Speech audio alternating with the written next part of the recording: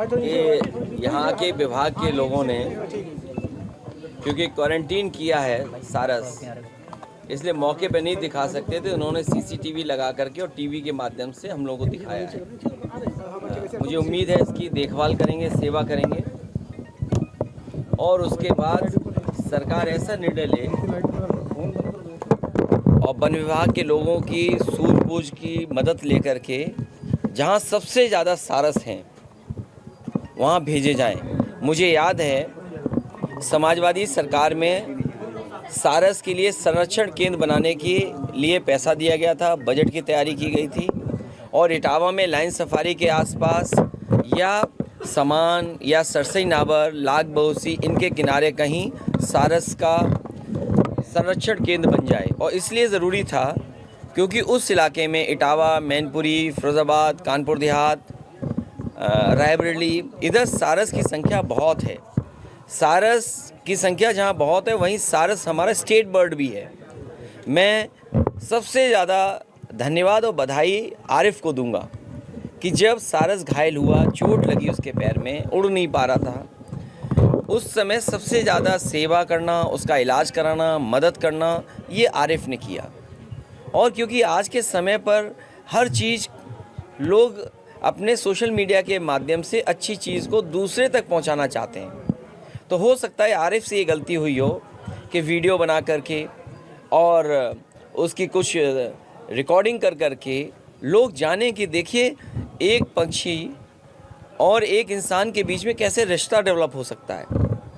कम से कम वन विभाग के और जानकार लोगों को जो एक्सपर्ट हैं बर्ड्स में, उनको इस पर स्टडी करनी चाहिए थी कि आरिफ की काबिलियत और आरिफ की सूझबूझ ने एक सारस को अपना मित्र बना लिया और मित्र बना करके उसके साथ रहने लगा। सारस को उन्होंने कैद नहीं किया, सारस के उन्होंने आज़ादी नहीं छीनी, लेकिन सरकार सारस की आज़ादी छीनी।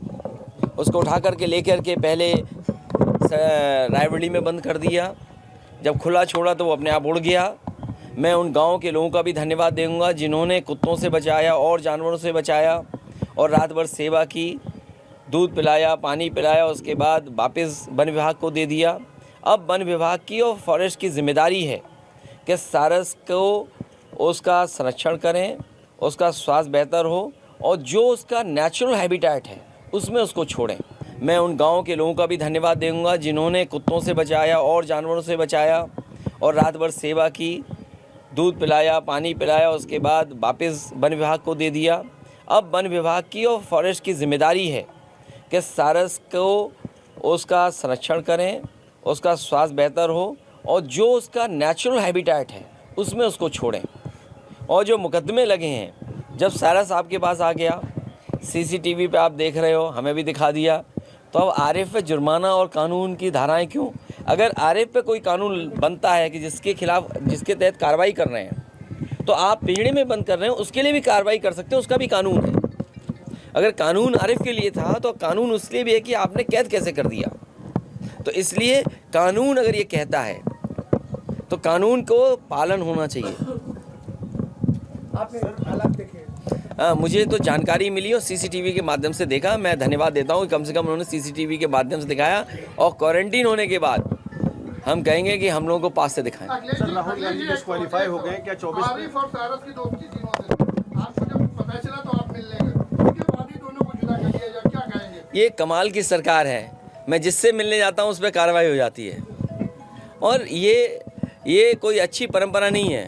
अगर आप गड्ढे खोद रहे हो तो ये समझ लो गड्ढे अपने लिए खोद रहे हो, और अगर आप जो आज बो रहे हो वो कल काटना भी पड़ेगा आपको।